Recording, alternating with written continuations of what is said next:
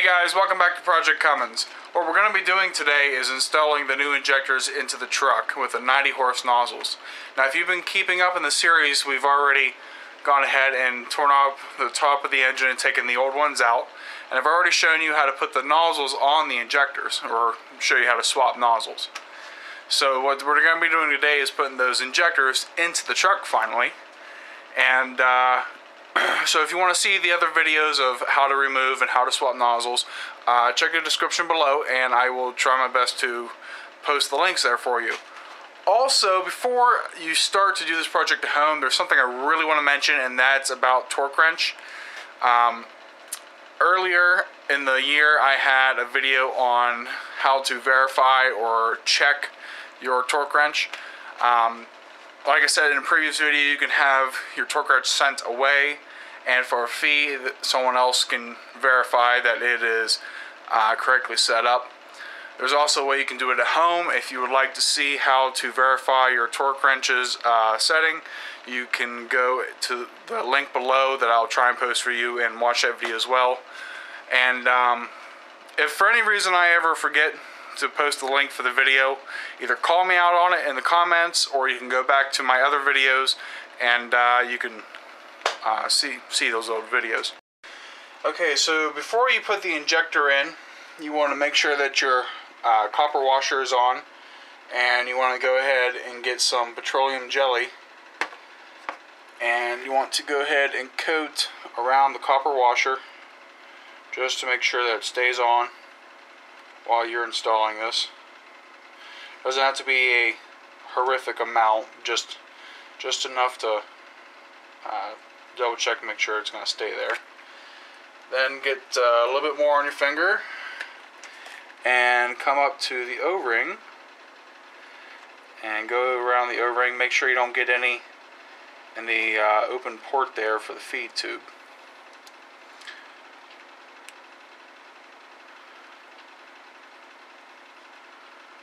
Okay.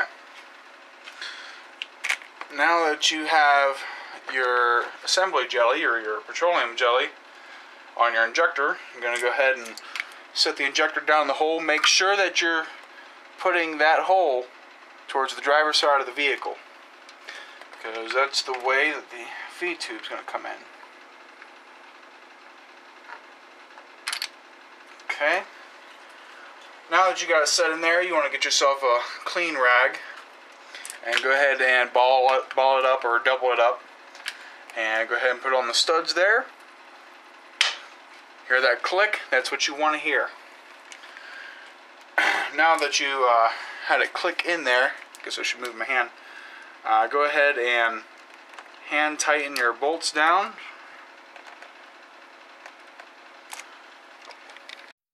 Okay, so now that your hold down bolts are hand tight, you'll get ahead and get a little bit more petroleum jelly and go around the O-ring of, it's a little bit too much. Go around the O-ring of your feed tube.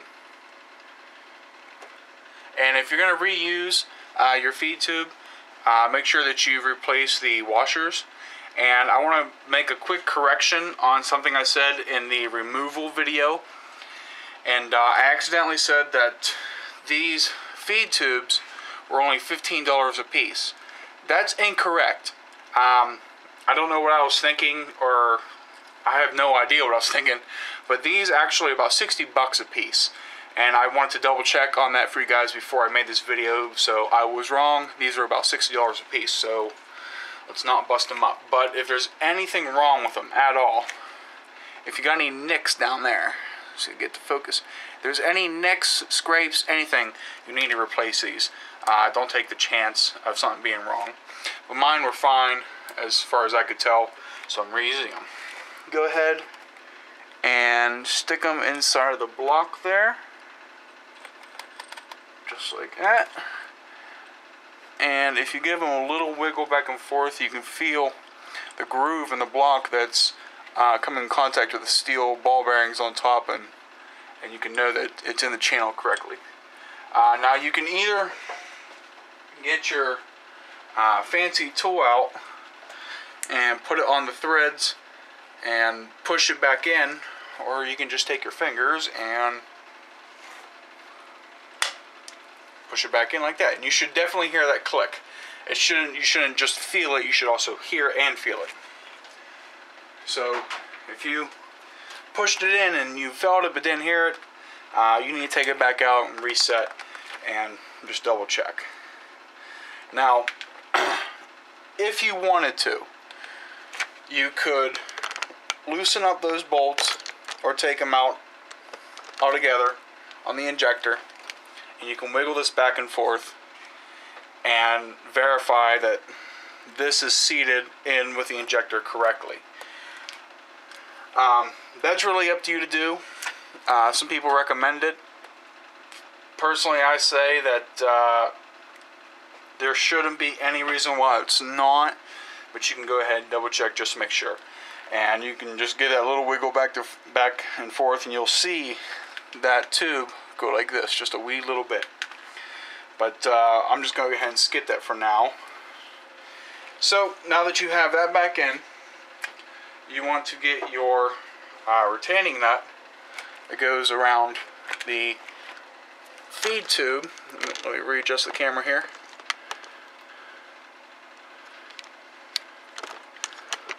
Oh yeah. Okay. Now you can get your retaining nut that goes around your feed tube. I'll try to use my other hand so you can see. Go ahead and get that in there, hand tight.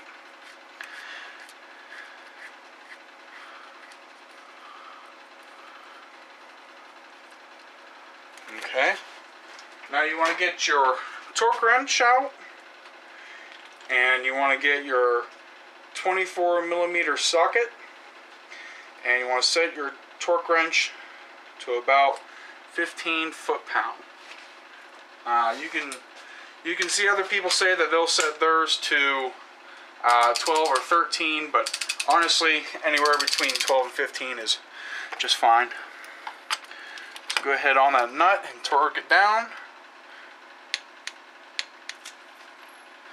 Okay, now that it starts tightening up into the injector, and let's get it back up here. That lets it seat into the injector a little bit and really start to get snug as you go ahead and torque down your hold down bolts on the injector. So you want to get out your 8mm socket and your small torque wrench here, and you want to go ahead and set it to 89 inch-pounds. Okay, so when you are tightening down the hold down bolts, you want to try and work in either 45 or 90-degree turns. And honestly, it's really up to you of which one you want to do. You'll hear a lot of people say that it's ridiculous to do anything more acute than a 90-degree angle, and then you'll have others say that everything should be done in 45 degrees, but really that's just preference. Okay, now that you have your hold down bolts torqued, you want to get back out your 24mm socket with your other torque wrench, and you want to set your torque wrench to 37 foot-pounds.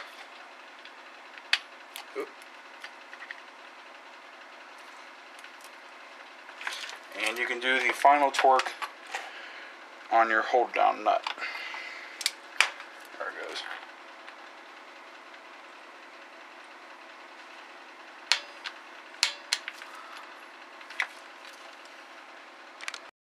Okay, so after you've installed one injector, they're all really much the same. Go ahead and install the other injectors and their feed tubes.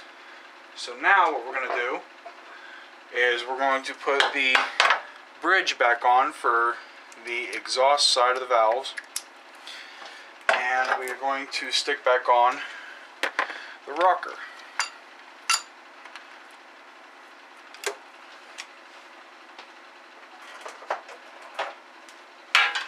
Okay, so for the rocker, you can go ahead and start by getting it hand tight in there. Once you have it to that point, go ahead and set your torque wrench for 27 foot-pounds.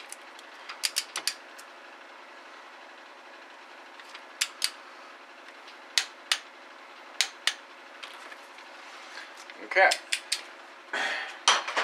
Then you can go ahead and put the rest of your rockers in, and obviously I've already done that here. And once you have all your rockers in, before your engine starts, you want to make sure that you have done a valve lash, or a valve lash adjustment. And since you've already gone this far, you might as well do the intake valve lash adjustment as well as the exhaust. You'll have some people tell you that as long as you take everything out in order and put it back in order and tighten it down correctly, that you don't have to do another valve lash. I completely disagree with that. And the reason I'm going to say that is because you're assuming that you are doing everything 100% the way that it was. And, well, there's way too many variables that can keep you from putting everything back exactly the way it was. Bolts do loosen sometimes, and that's why retorque is done. It's just something I don't do. So if you want to put them back and not do a valve lash, well, I just don't suggest it. So you're already here, just do it, get it over with. And I'm not going to be covering the valve lash here. I'm just going to be warning you about it. If you want to see how to do a valve lash adjustment, I made a video on that, and I will try and post that in the description below. Okay, so the next thing you want to do is go ahead and tighten down your feed tubes on all of the, your fuel feed lines on all the feed tubes. And it's best that when you're doing this, that you have a backup wrench on your feed tube hold down nut, and then that way that you can torque over these nuts onto this nut, because this holds them in place. And it's possible that you can continue to move the hold down nut for the feed tube and keep turning it as you're turning the fuel line bolt. So go ahead and get all those on and tighten down. Okay, so this next part is extremely important, and I mean it is extremely important for this. And in the beginning of the video I said that you need to have your torque wrenches verified or checked, and this is one in particular reasons that you really need to do that. These studs on the top of your injector are extremely sensitive. When you go ahead and put these wires back on, you want to tighten them down to only 12 inch-pounds. Now, why is this so important? 12 inch-pounds is so light of a torque that it is immensely easy to over-torque them. And if you break the studs, you're going to have to buy a new injector. And I'm telling you now, I don't know who you bought yours from, but they will not cover it in a warranty if you broke it.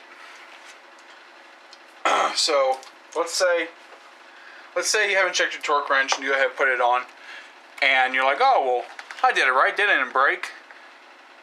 Okay, well, you better hope that it was right, because even if you didn't break it from over torquing them down, you can stretch the solenoid itself, and that will change how the electric signal from the computer goes to it, and it'll change the quality of your injector. So be very cautious about doing this, and take your time.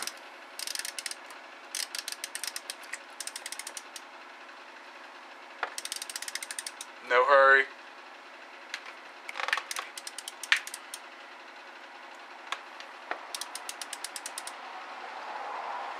Now, that nut's really not tight yet, and the reason I do that is because I really just don't want to break it.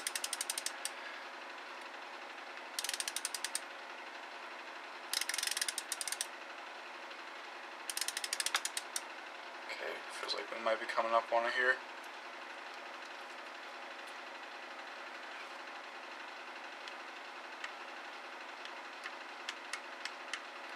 Okay.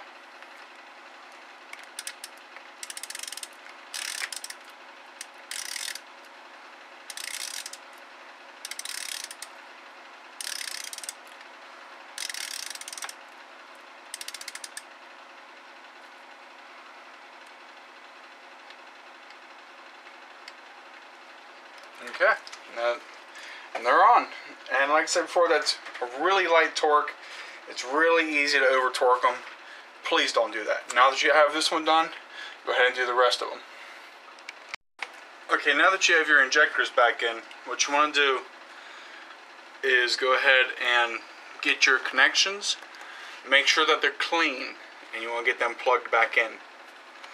If they are not clean, you say you got a little bit of gunk in them while they were out, what you want to do is go ahead and get yourself some electric part cleaner. And this is a degreaser, removes oil, dirt, so on and so forth. It's not flammable and it evaporates extremely quickly. So get your electrical connections all sprayed out nice. Let them dry first, even though it is fast drying. Make sure you can visually see that it is dry. Go ahead and get everything plugged back in. Make sure you did your valve check, which I've already gone ahead and done mine. Everything's good. And what you want to do is remove your rags out of the intake and the intake boost tube, and you want to go ahead and give this thing a test fire. And the reason you want to do that is because you don't want to put everything back on just to find out something's wrong.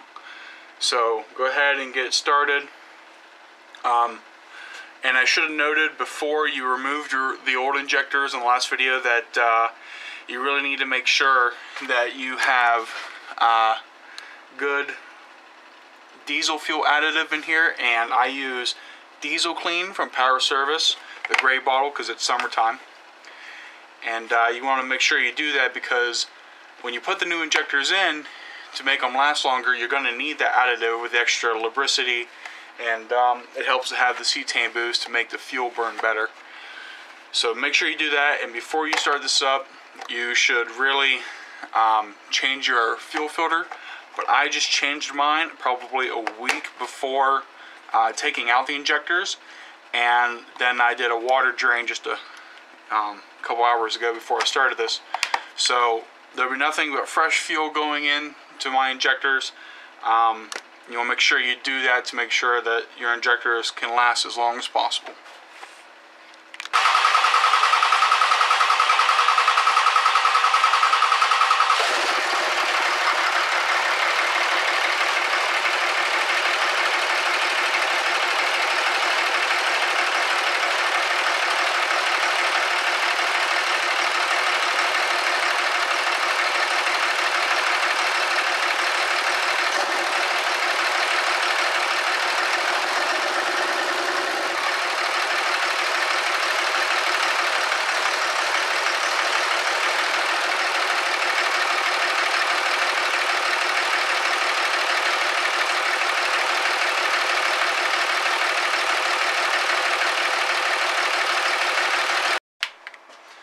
Okay, so now it's time to get the valve cover back on.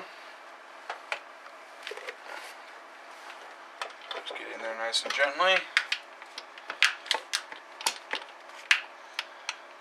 And find where the bolts start.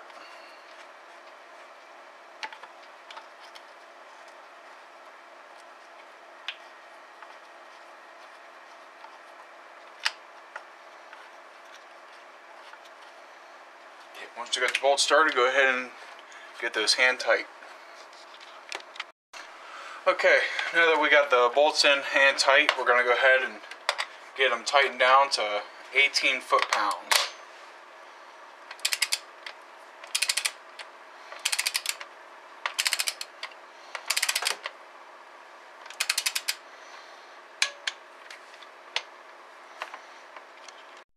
Once you got these bolts tightened down, you want to go ahead and put your breather hoses back in.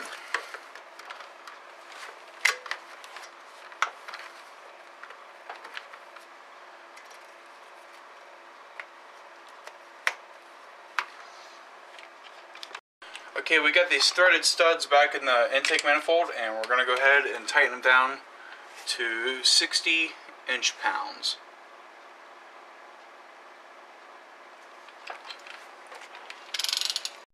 Okay, now that these studs are in, we can go ahead and put on the gasket, our grid heater, and a gasket above it.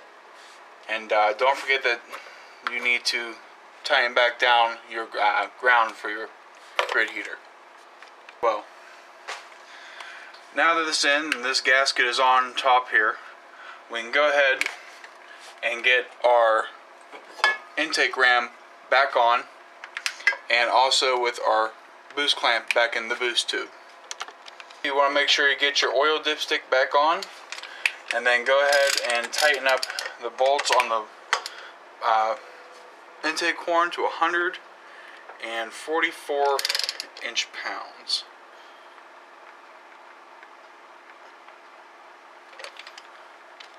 Okay, now we can take off our cap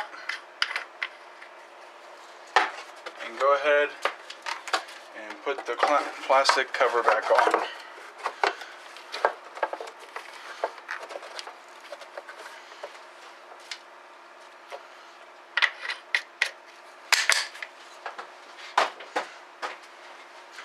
Don't forget about your bolts.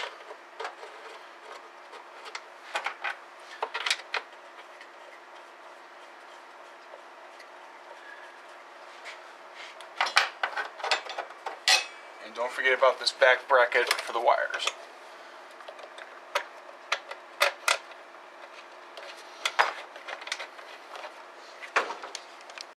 And of course, don't forget to plug in both batteries.